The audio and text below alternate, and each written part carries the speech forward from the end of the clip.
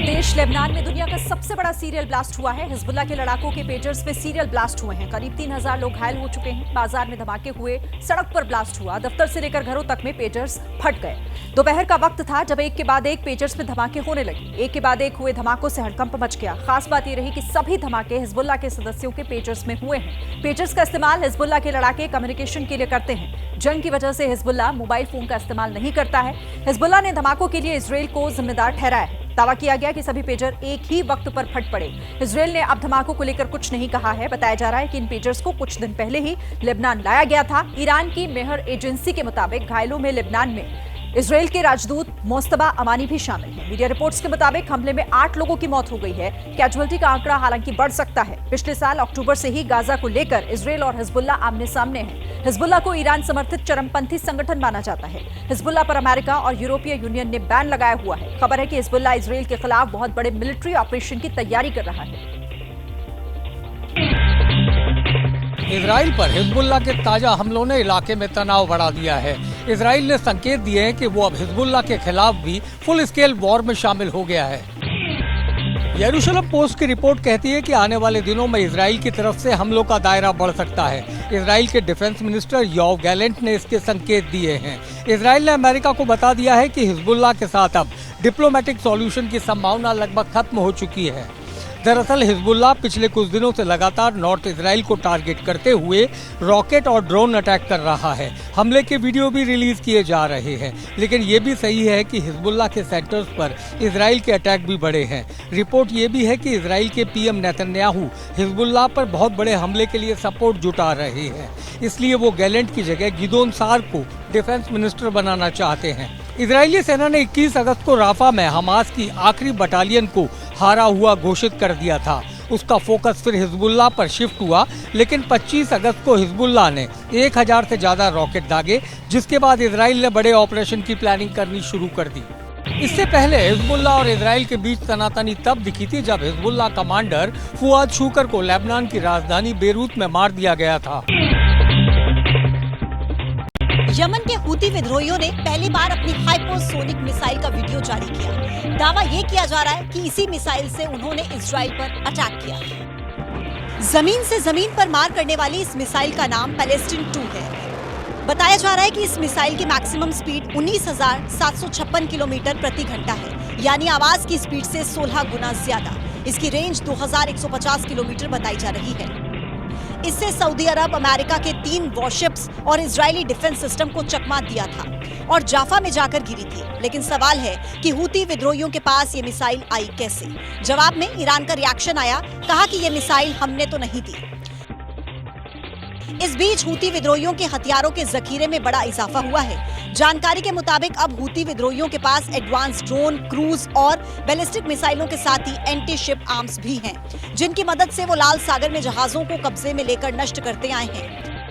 अब media reports में Yemen के हूती अधिकारी की तरफ से कहा गया कि इजराइल पर हमला करने के बाद से अमेरिका एक्टिव हुआ। अमेरिका का कहना है कि हमले रोके जाएंगे तो सना की हूती सरकार को मान्यता देंगे।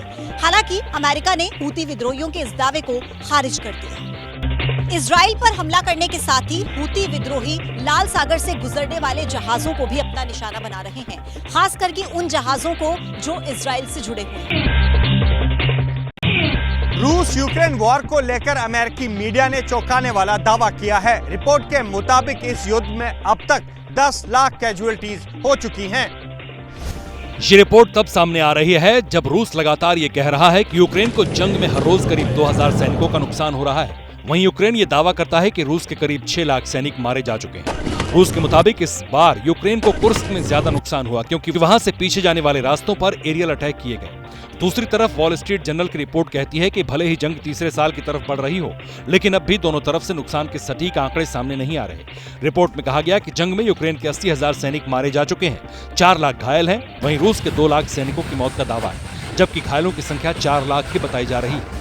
मिलिट्री कैजुअल्टी के अलावा यूक्रेन के लिए एक और चिंता की बात है। रिपोर्ट कहती है कि जंग के बीच यूक्रेन में बर्थ रेट में गिरावट आई है। 3 मौत पर एक जिंदगी का जन्म हो रहा है। वहीं रूस लगातार अपनी सेना बढ़ाने पर जोर दे रहा है। पुतिन ने जैसे ही नए सैनिकों की भर्ती वाला ऑर्डर दिया तो रूस की सेना भारत की आर्म्ड फोर्सेस से बड़ी दिखने लगी। इस वॉर में रूस ने भले ही अपने सैनिकों को खोया हो, लेकिन कहा जाता है कि रूस ने यूक्रेन के 20% हिस्से पर कब्जा कर लिया है। साउथ अमेरिकी देश पेरू और ब्राजील में जंगल की आग ने कहर बरपाया। पेरू में आग की वजह से अब तक 15 लोगों की मौत हो चुकी है। मौसम में बदलाव की वजह से धरती के कई हिस्सों में जंगल की आग की तस्वीरें लगातार सामने आ रही हैं। अब पेरू में फॉरेस्ट फायर का दायरा बढ़ा तो 3000 से ज्यादा हेक्टेयर का इलाका जलकर खाक हो गया। प्रधानमंत्री गुस्ताव ने कहा कि देश की 24 में से 22 इलाके भीषण आग की मार झेल रहे हैं। सिविल डिफेंस की रिपोर्ट के मुताबिक आग लगने की वजह से जान माल का नुकसान हुआ। दर्जन भर से ज्यादा लोग मारे गए, जबकि 98 लोग आग में झुलस गए। कईयों को गंभीर चोटें भी आई। आग को बुझाने की कोशिश जारी है। फायर फाइटर्स दिन रात इसी काम में लगे हुए हैं, लेकिन अब तक कामयाबी नहीं मिली। आग के चलते हजारों लोग घर बार छोड़ने पर मजबूर हो गए। इधर ब्राजील में भी जंगल की आग का तांडव दिखाई दिया। ब्रासीलिया के नेशनल पार्क को अपनी चपेट में ले लिया। आग की वजह से 5000 एकड़ का इलाका जलकर खाक हो चुका है। बताया जा रहा है कि देश में पानी के संकट से इस आपदा को और बढ़ा दिया है। पुर्तगाल में भी जंगल की आग ने तबाही मचाई है। यहाँ आग ने 2 लोगों की जान ले ली। 1200 से ज्यादा फायर फाइटर एक्टिव हैं। अमेरिका के ह्यूस्टन में पिछले कई घंटों से जमीन आग उगल रही है। पूरे इलाके में लोगों में दहशत है, लेकिन अभी तक इस आग पर काबू नहीं पाया जा सका है। धधकती ज्वाला की ये तस्वीरें ह्यूस्टन के बाहरी इलाके की हैं। असल में ये आग गैस पाइपलाइन से निकल रही है, जो अचानक से फट पड़ी।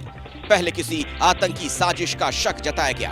तफ्तीश में पता चला कि किसी कार के गुजरने से पाइपलाइन का वॉल्व फट गया था, जिसकी वजह से आग लग गई। आनन फानन में इलाके को खाली करवाया गया। क्रेन के जरिए पानी की बौछार से आग पर काबू पाने की कोशिश की गई, लेकिन ये प्रयास नाकाम रहा।